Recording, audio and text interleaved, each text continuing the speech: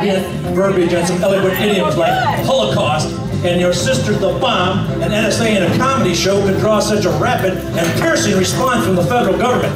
But don't worry, ladies and gentlemen, the black helicopters and the men in black suits and black ties, they have been forced to retreat.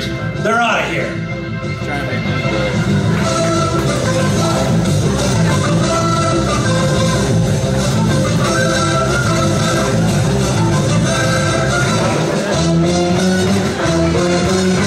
You know, there are some in the federal government that classify stand-up comedy as 21st century pre-apocalyptic psychobabble.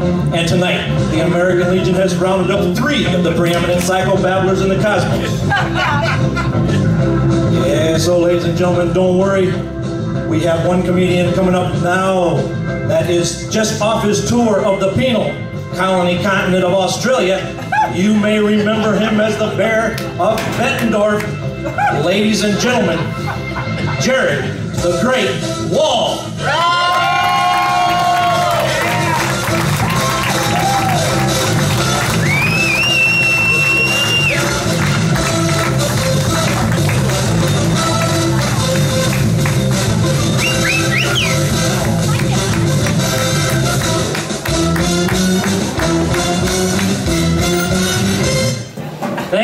Thank you so much. Fantastic introduction. How about a round of applause for John Doherty? Now just those people who knew what the fuck he was talking about. Yeah, there you go. John needs a lot of credit. He's put together a fantastic show. What a great team he's put together. Everybody's chipped in. As you can see here, John has even built an addition to this front of the stage here.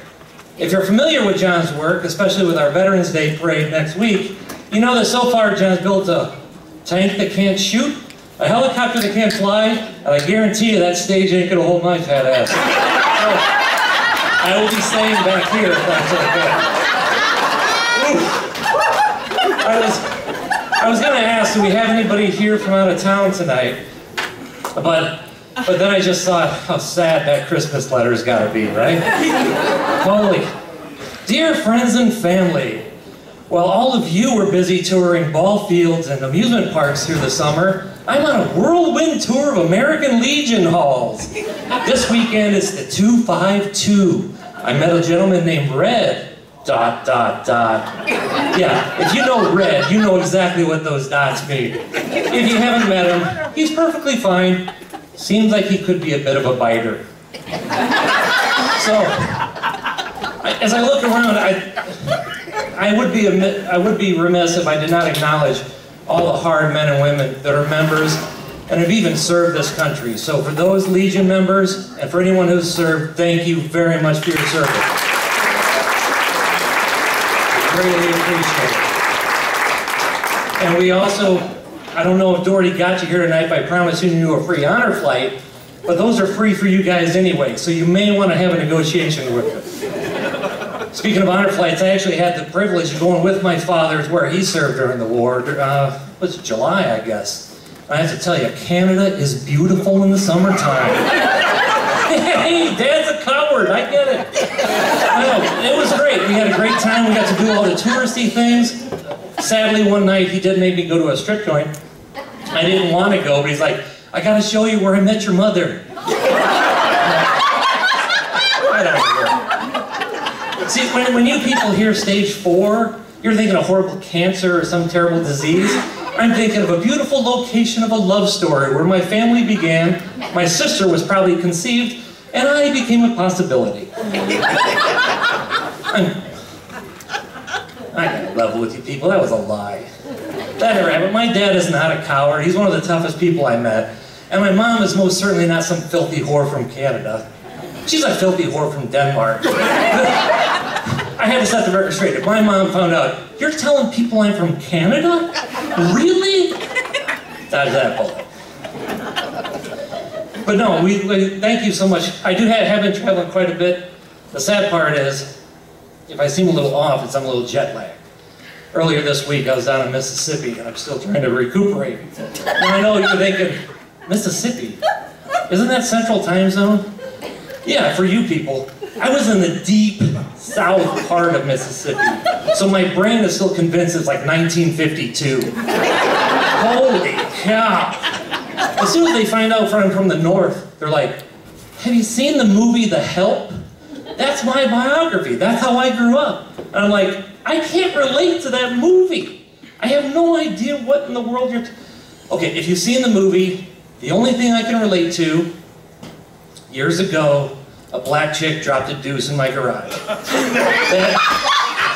She didn't work for me, I was just going through a phase.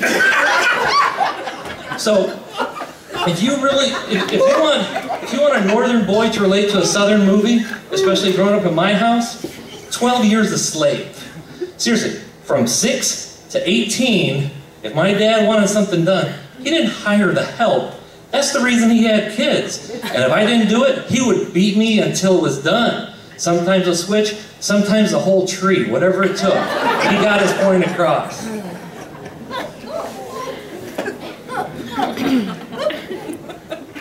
And people are like, well, you hate flying so much and traveling so much. Why do you do it? Well, that's simple. Business. I have to do it for business because I'm an adult now. And let's face it, growing up and becoming an adult is probably the stupidest thing we ever have done, right? Holy God. Oh, I understand with wisdom and age, blah, blah, blah, blah, blah. But you know what happens when you get older? Conversations and discussions go away, and you have to have talks. Holy cow, the talks. Oh, it used to be, I would have a conversation with my neighbors. Hey, tell me about music you like or bands that you like. Great. Now I'm having talks with their son about their loud music. And then, has your boss ever said, we need to talk? Nothing good will ever come from that conversation. Your boss will never say, you have not taken enough vacation. You're well underpaid. Yeah. Or you're working too hard. And your spouse? If your spouse says, we need to talk, oh, she's not going to say, I don't service you enough. No. In my house, when the wife says we need to talk, what she's actually saying is, Jerry better shut the hell up and listen, because I've got a lot to say.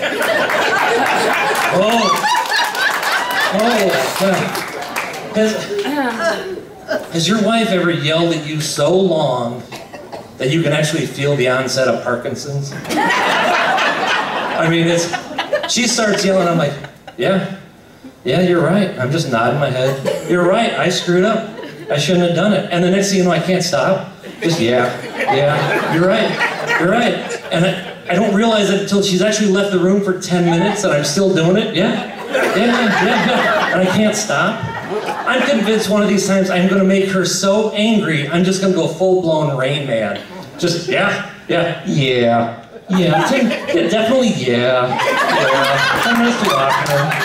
Oh. And I'm charming, I'm delightful. I have no idea what she needs to be mad about. It's her fault. She starts every conversation with, are you even listening to me? Oh, it's frustrating. And then one time we had a talk. Women, I bet you many of you are guilty of this. She used her vagina against me. We need to have kids. Yeah, you don't dangle the vagina carrot and expect me not to fall on that one. I fell hard on that joke. Holy cow. Kids are great, except for when you have kids, you know what happens? You have more talks. It never ends. Holy, you spend the first year of your life trying to get them to talk, and the next 18 years trying to shut them up. Holy cow. You know, you gotta tell them what to do, what not to do. Homework, bullies, how to behave in public, the list goes on and on. The hardest talk I ever had, kind of, when she was 13. She decides, well, the wife decides, you need to have the sex talk. I'm like, what? I don't want to have the sex talk. The wife didn't want to have the sex talk with my daughter, and I guarantee you the daughter... Hello. I guarantee you the daughter wanted no part of that conversation at all. So we had to compromise. We're not going to talk about it. We're just going to make her watch. Right, it was gross, right? It was awkward, it was horrible. Until I rolled the wife over and took over, and then it was spectacular. Oh, I had prepared. I had hydrated all day. I ate bananas so I wouldn't cramp up. I didn't want to run out of oxygen, so I'm wearing my CPAP machine. The whole ball of wax, it was fantastic. And let's face it, the wife does her best work when she's underneath. She's sort of like the movie 127 Hours. You want her to be, you know, alive. You want her to be moving. You want her to be aware of what's going on. But she does her best work when she's also got a big fat boulder on top of her and can't get away. And so then, you gotta keep her occupied, and you cannot frustrate her, because as soon as you frustrate her, she's starting to chew a limb off trying to get out of there. I don't want to get too graphic, but it was a performance, really. I did a little one potato, two potato, little double Dutch. I'm gonna throw it in a little left foot blue, because I'm crazy. I did that elbow thing that she likes so much. I don't know where that started. But, you know, then I had to pick up the pace. The next thing you know, I'm juggling, I'm spinning plates, I'm shuffleball chaining the living wits out of this woman. I even stick the dismount, just, hey, I did it!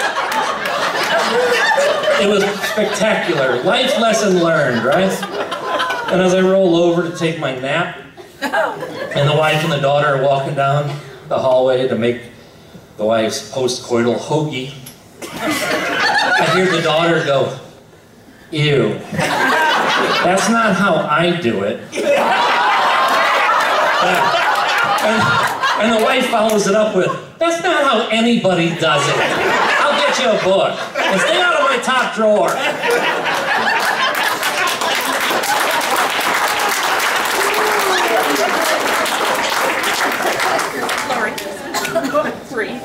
A couple months back, I actually had to have the pot talk with my parents. Honest to goodness, I wish this was not a true story. I'm familiar with the pot talk. The pot talk comes naturally to me because I've heard it several times, at least once or twice a month during the 80s. Oh, I've never been on the side of good before. I was always on the side of evil. So my parents call me up, and my dad's like, your mother and I are decided we're gonna take the pot. And I was like, excuse me? I don't remember being raised by a bunch of lawbreakers. And they're like, well, our friend Linda and I, we've been making a list. What do they call the ones? Bucket lists. Okay, I don't know, Linda. Is this really the type of friend you should be hanging out with? You know Linda. Anyway, we've decided we're going to take the pot around our 70th birthday parties. Okay, I don't think Linda's the type of friend you should be hanging out with. Maybe I need to have a conversation with her parents. Oh, be cool, man. You can't do that. Why? What do her parents do? I think they're sitting on an urn on top of her fireplace. Fireplace? So now you're telling me she plays with matches, too. I suppose if Linda decided to jump off a bridge, you would hop on your little rascals and go right off the bridge with her. Now, here's where I was going to hit them with the pot being the gateway drug. Except for my parents' case, the gateway drugs are insulin, prednisone, high blood pressure medicine, Ambien, cholesterol medicine. Pot's really the only medicine they're not on at this point. So then my dad hits me with our doctor said it would be okay. Excuse me? They had made an appointment with their doctor, and their doctor told them, you are going to love it. I suggest you put it in brownies. And I said, so their physician that they've gone to for like 30 years not only tells them you will love pot, tells them to put it in brownies to the diabetic. Thank you, Obamacare, am I right? Holy cow.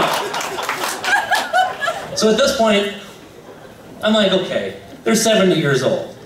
Where are 70-year-old people gonna find pot? And then I realized, they might know a guy. I think everybody knows a guy, right? You may not hang out with that guy, but you know that guy.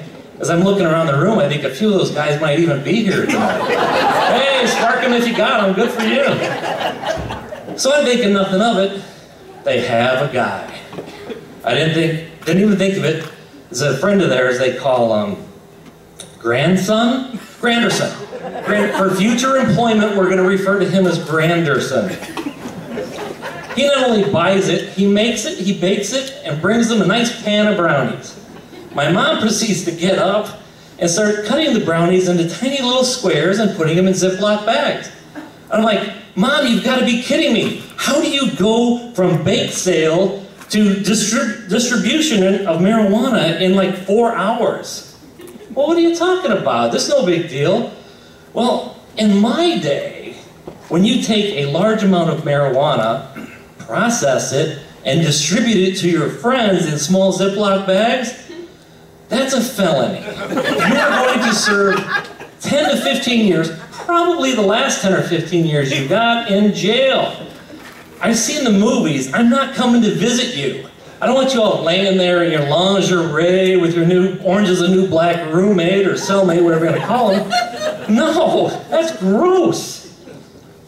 Well, fortunately, she's like, we just got to make sure that the good brownies are separated from the really, really good brownies, and this helps us make the difference, whatever. We get to the party, they have a blast. They're eating, they're giggling, they're telling stories that nobody except for the other people who have been taking pot understand. And at one point, my diabetic father starts reaching for like his 4th brownie, and my mom has to cut him off.